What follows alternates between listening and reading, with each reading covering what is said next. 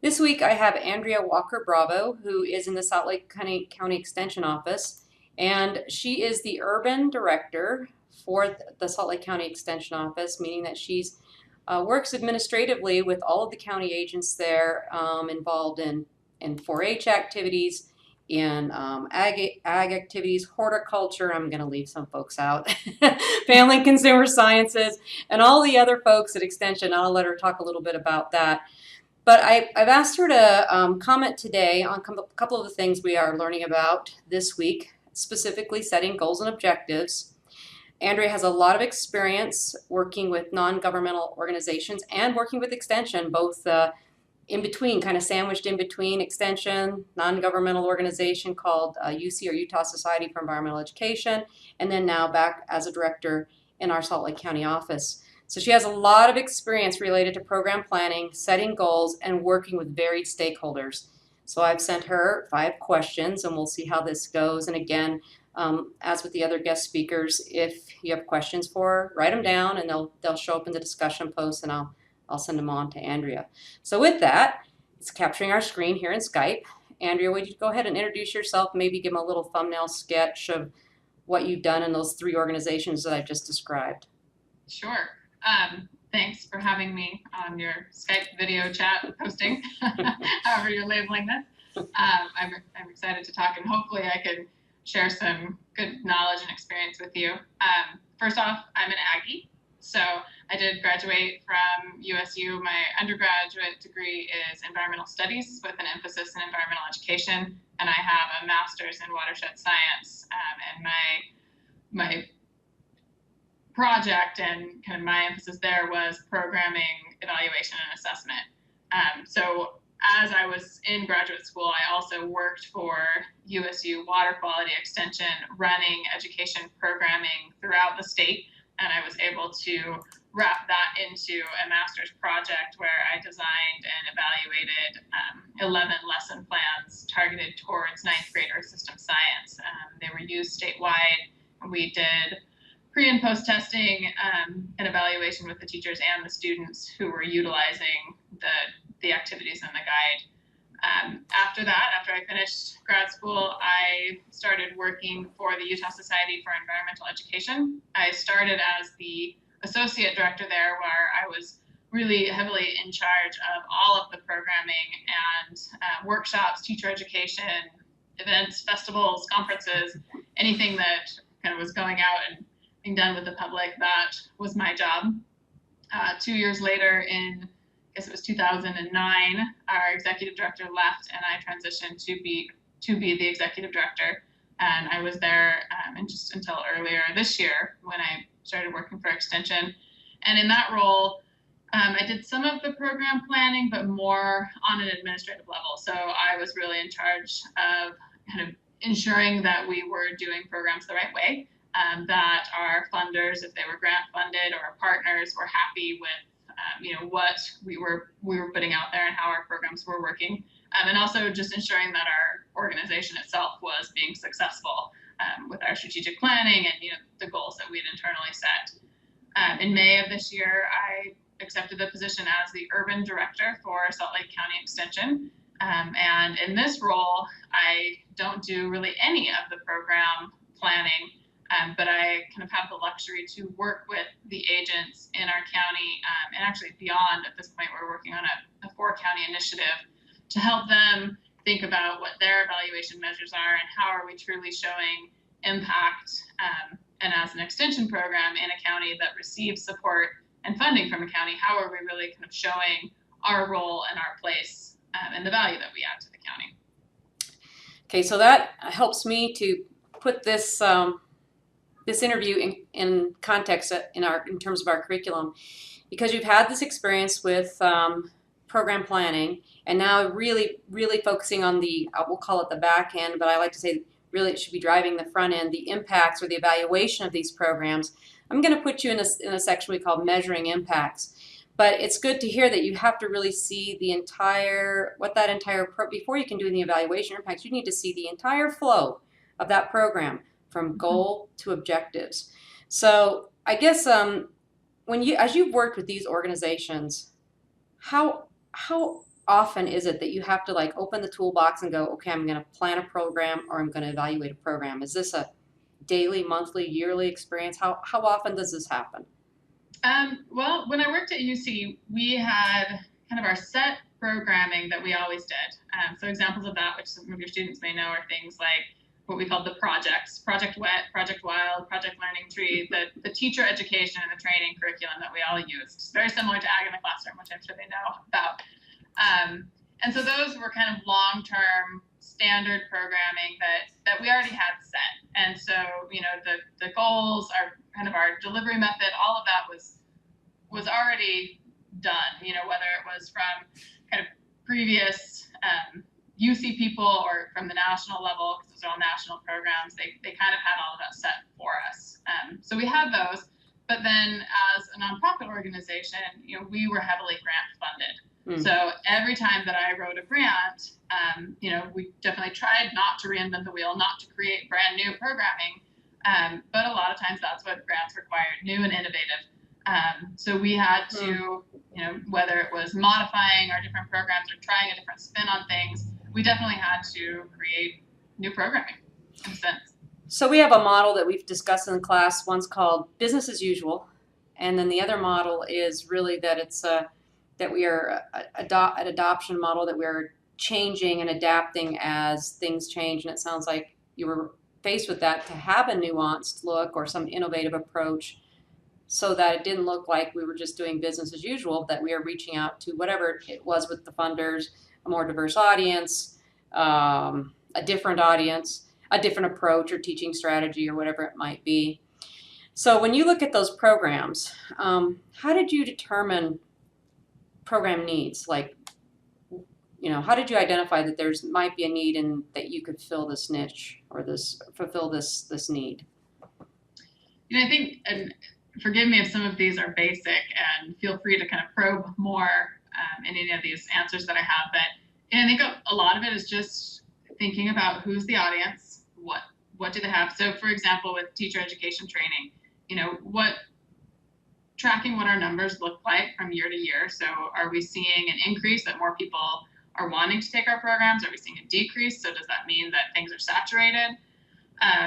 Understanding what they want, what types of programs they want. So really pushing for the evaluation pieces, talking to different people in the community, saying, if you're a teacher, why don't you come on a Saturday? Oh, well, Saturday's the only day that most teachers have to themselves.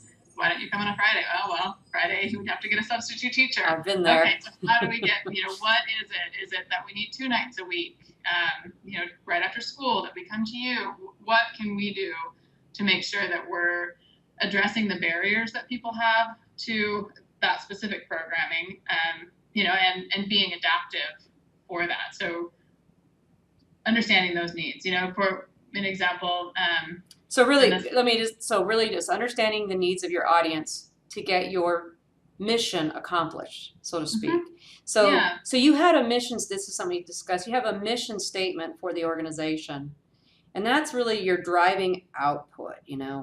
That's where we're going, and this is the audience that we work with. And if they can't get there with us, what is it they need to make that different? Right. So, yeah. And without changing, the challenge there is still staying true to your mission and meeting the needs of the audience without drifting way off and saying, well, they need health education. Well, okay, that's fine, and that's what they need, but that's not part of the mission of the organization that I was working for. So you have to be very careful with those things of, ensuring that you're asking the right question and staying true to your goals and your objectives. Yeah, there's a term for that I use a lot called mission creep. Mm-hmm. And I'll give you another example. As the Ag in the Classroom person, when I first started in the late 90s and the early 2000s, you might remember that the EPA had tons of water money that you were hired on, in fact. And there were no less than, 8 or 9 people doing water education programming. Folks would come to me with Ag in the Classroom, why aren't you doing water education? I'm like, why? There's no need. I have 9 other people. And now that funding had since, the water, what was that act? I'm trying to remember what it was. 319 grants. Thank you. Yeah, 319. Yeah, those 319 funds dried up, pardon the pun, and then all of a sudden there was more of a need for maybe ag in the classroom to talk about water because ag is the biggest user of water. Okay, so those are kind of the needs assessments. You got to, I like you folks to hear about this idea of mission creep going too far off base. Let's talk And to, go can ahead. I jump in there too? That's a very good point that you bring up, is that you don't want to only look at the needs of the people that you are serving, but also who else out there is doing the same thing that you're doing. And is it a need for you? You know, maybe they're saying they need it, but other people are offering those services. You know, and there's different ways to go about. You can partner with those people, you can collaborate, you can help funnel your people to them. Um, you know, but it doesn't, that's something important to look at. Are you, do you need to be doing what you're doing? And we've actually had a conversation around that related to 4-H, which now you would be working with in your current role. And the conversation, we've had some hard conversations, pointed conversations at times about is 4-H duplicating the efforts of other organizations out there? What makes it unique and different? And I think that that is a really healthy conversation to have when resources are scarce. Right. So it happens in all of these types of organizations that provide a service. I don't necessarily always want to say a social service because it gets kind of lumped in with different kinds of needs-based services, but educational type services like primarily what goes on in extension programming or a lot of non-governmental organizations. So if you, let's go back to the needs assessment on grants. Mm-hmm. I have seen this happen in Mission Creek before too. There might be a fair amount of money being offered, and how does that work? You know, how does that work with the needs assessment and stakeholders when someone comes and says, well, hey, you know, there's a lot of money out there for this. How do you corral that as an administrative person, or maybe you don't, maybe you do something that gets them to come think about it on their own. How do you work with something like that on grants specifically? You know, that's where with UC, we did a lot of partnering. So an example of this, and one that I've had to justify, and I still feel like we were in the right, that it wasn't too much mission drift, or I always called it the tail wagging the dog, instead of the other way around, that we did quite a few environmental justice grants. So we had 3 years of EPA environmental justice funding.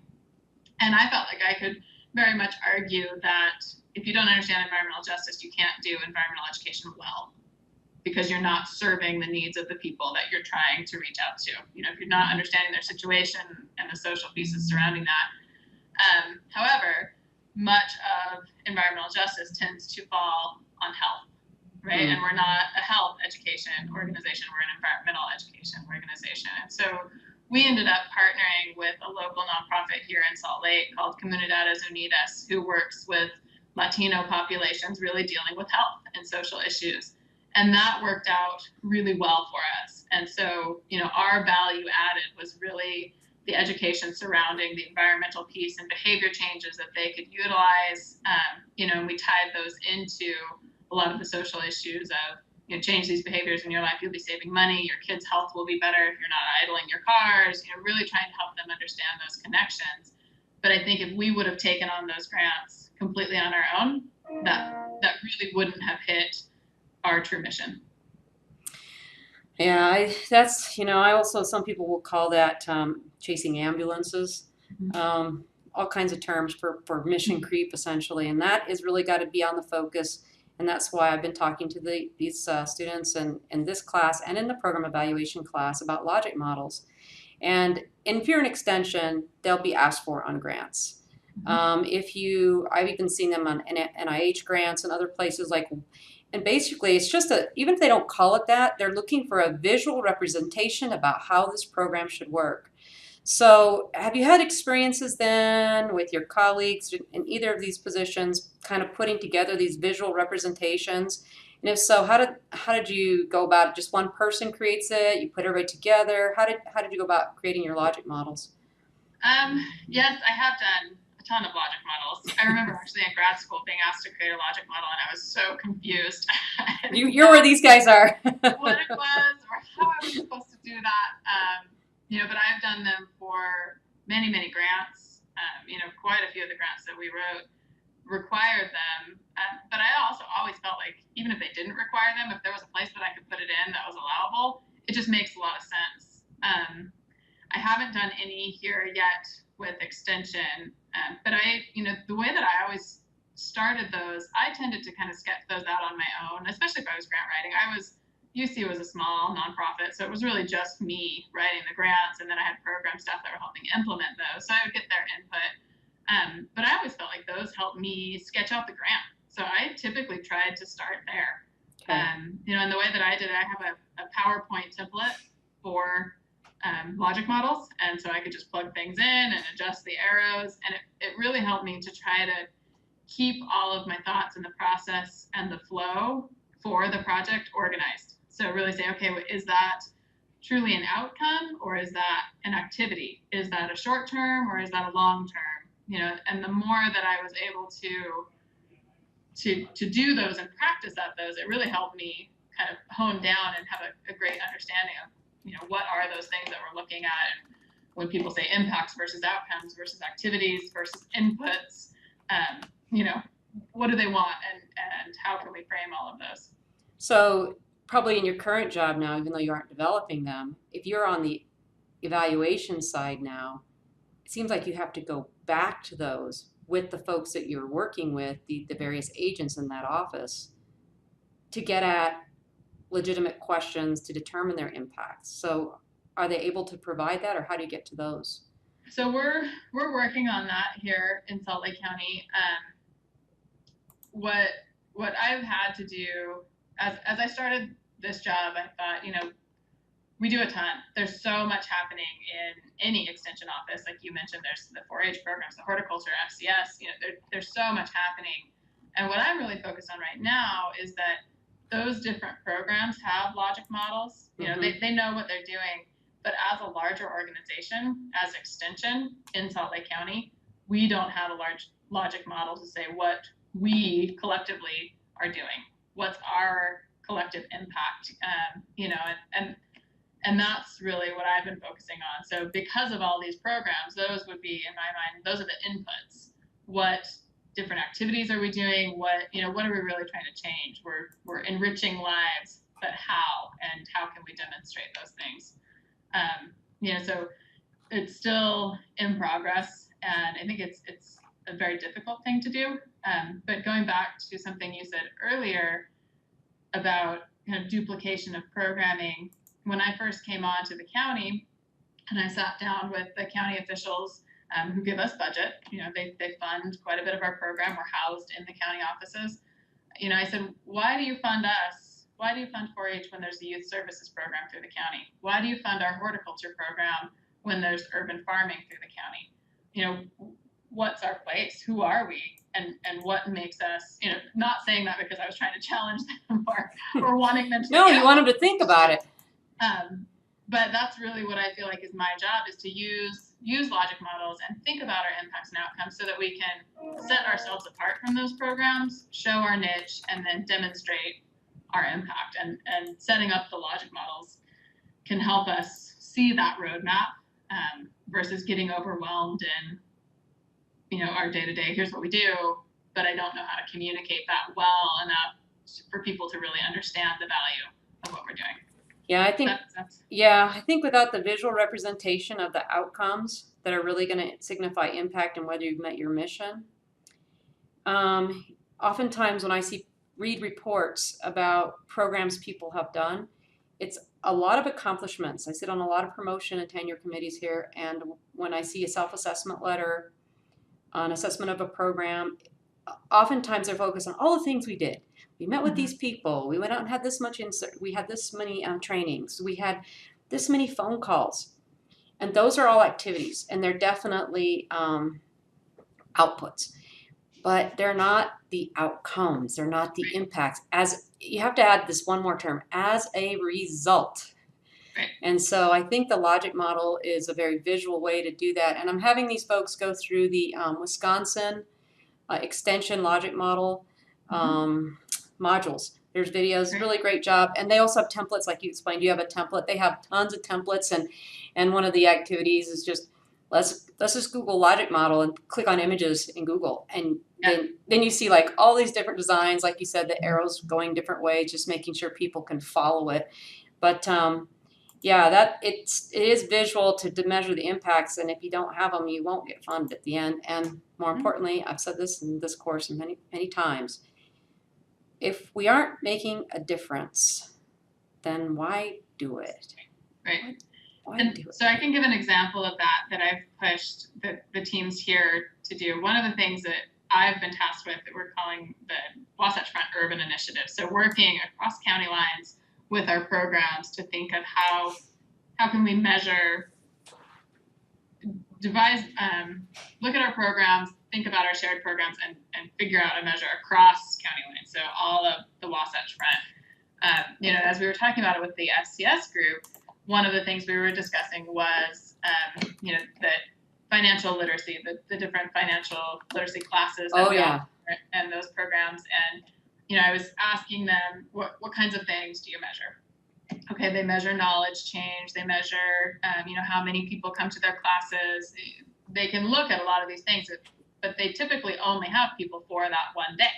And so most of their measures are very, very short term. But I kept pushing and pushing, saying, but what's the ultimate goal? Why are we doing this? And their answer was because we want to create individuals and families that are financially stable.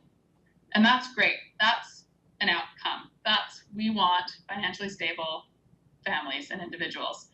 And so the piece that was missing was that middle part. So how do we get from classes and numbers to knowing that people are financially stable in their lives? And we have to acknowledge that could take years. That could take, we may not be able to firmly measure those, but that's our ultimate goal for that programming. And so we're really encouraging everyone, and I think it's, obviously good practice to try to, you may not be able to draw that line, but you should be able to have a dotted line with an arrow saying that because of what we're doing, we're measuring these things and, extrapolating towards that. We don't have the funding to follow people for 20 years. We don't have access to their bank accounts and their records, but we can, because of the measures that we're choosing, we're fairly certain that we're having these impacts. And I know that's kind of a squishy area, but we have to do the best we can with the resources that we have. And I think what I've tried to get students to think about was what other ways can we get at the data points? Do we see in our county a lower incidence of bankruptcy? Do we see in this area where we focus this workshop a lower incidence? Are there other statistics that can help support what we've done? Really, really think about those. And in fact, think about those in the program planning. Like, we will look at this in addition to surveys, and people who come are going to agree to allow us to send them. Maybe you can't look at their bank account for absolute impact, but at least you can say, maybe 6 months down the line, I feel like I'm in a better financial situation than I was before, and get some perception data out of it. And that's the kind of thing that then is the impact statement, that not only did we meet our outcome, families are more financially stable because they attended this and they said they felt like it was helpful, but 1 year later, they still said this. So I think that has to happen in the program planning stage, preferably, because if you come in as an evaluator, like you are right now, you're stepping into a bunch of programs that have been going that may not have had the best, I don't know if I want to say the best logic, but the best plans for evaluation. And now you have to backtrack and figure out, are there other ways for me to triangulate this data to say, are we making an impact? So I guess that actually gets to my last question. Maybe we've already answered. What are some ways you've evaluated and determined a program's impact? And maybe you're just getting into that. I gave some suggestions, but is there anything else you want to add on to that? Well, one thing that, and I would love to hear your thoughts on this, but one thing that I've done on some EPA grants, that I was working with kids, and it was air quality education. And so we had a very short time with these kids. And so we had no way of knowing if the education that we were providing on air quality actually changed any of their behaviors in their home or in their lives. But a woman that I was working with at the U had some research showing that if you publicly pledge something and you sign your name to it, you're much more likely to make those stated behavior changes. So we have these students do a pledge, their air quality pledge, and kind of understand. We did some pre-tests to understand where they were with their knowledge of air quality, and then at the end they developed, here are 3 things that I plan to do in my life to better the air quality for me and my family, or whatever that looked like. And so we tried to capture that to see if we could see a knowledge change and a stated behavior change. And I think that that's something, going back to the FCS programs, if we could have people, rather than just saying, did you learn something? Yes, no, whatever this looks like, tell us 3 things that you plan to implement in the next 3 months, 6 months. Tell us, what are your goals, and how will the information that we provided lead you towards those goals? Really things that can provide the narrative and some good meat to, this is how we're hoping we're getting from our short-term measures that we have to our long-term outcome. EPA accepted those as valid measures. I think we could all acknowledge that, statistical significance of a lot of those, there's a lot of wiggle room in there, and it's not necessarily hard information. Well, but we won't. We don't have to call it statistical, but there are qualitative pieces, and I think as much as anything, they add interest and depth to the questions you ask. And I always like to say, having a little bit of both kinds of data is a good thing. Yeah. Another example, and this is not my graduate research, but it was a woman named Tiffany Kinder, who worked for USU Water Quality Extension with Nancy Mesner, did some work with students, and a lot of hers, she measured knowledge change, but she also tried to capture attitude and values. So she did things like, what, before they had their class, and the education that she provided, it was, what would you tell your friends about the Logan River? And so they got answers like, oh, it's wet, it's a river, it's scary, it's whatever they said, it's dirty, although it's not. But just those basic things. And then after the experiences that they had and the education that she provided, she asked those same questions, and it was things like, wow, there are these amazing macroinvertebrates that live in the water. It's important that we are careful with our water use because of the fish and the water quality and X, Y, and Z. And so she was able to take those and kind of do some comparison to say, again, we can look at the knowledge increase and the knowledge change, but that really can show some great value change because of the education she was doing. Yeah, that is a really good point. It's all how you kind of frame those kinds of questions, and in valuation, writing the questions to me is the hardest part. But if you have this logic model in place and you at least know what your outcomes were, it really helps. And especially if you can remember that not always are you doing a pre-post. Sometimes you just have post. And so you have to frame the question in a way that for example, they felt like they increased from where they were to where they are now. And that's the difficult part, I think, is writing the questions. But in that case, you don't want to have a pre-test, because a lot of people skew their data and say, I know everything about it. Yeah. So then when they get to the end and they really have learned a ton, they still say, well, now I know everything about it. Yeah. Yeah, there's always a two-edged sword on these things. Well, I think I've gone through my questions, but you caused me to think of one more, and you can choose not to answer it. IRB. So in working with program and program planning and working with all these folks and gathering all this data, IRB states that if you're going to basically publish it, make the information generalizable in any way, really kind of beyond a personal use, maybe for your promotion and tenure, or your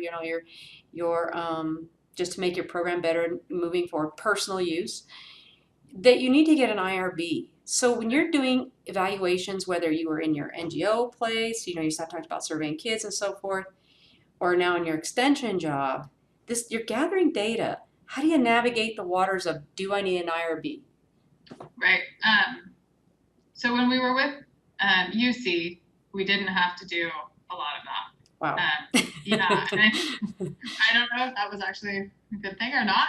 And a lot of it, I think, is because it wasn't published. We weren't writing papers off of this data. It really was just for use of our own programs, and, grant reporting, and just to ensure that we were moving along. What I've been advised on as you just said, is it's when you publish and when you're using it for promotion and tenure, and that's when you need to go through the IRB process. I know here in our county, especially with the SAS program, I think it was Food Sense that was telling me this.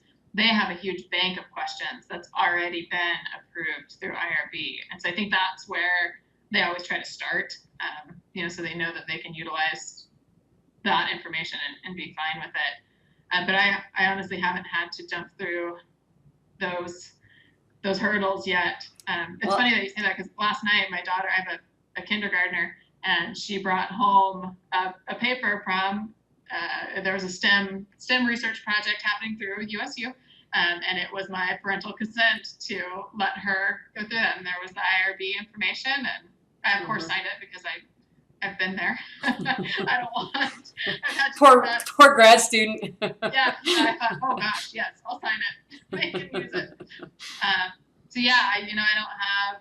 I've only had really the one experience in grad school with it, so I don't think I have the best answer for you. Yeah, I've actually posed this question to Dr. Higginbotham. But I think just understanding, that the IRB process isn't there to trip people up. I mean, there are reasons behind it, and it protects the people involved in the studies and the researchers themselves.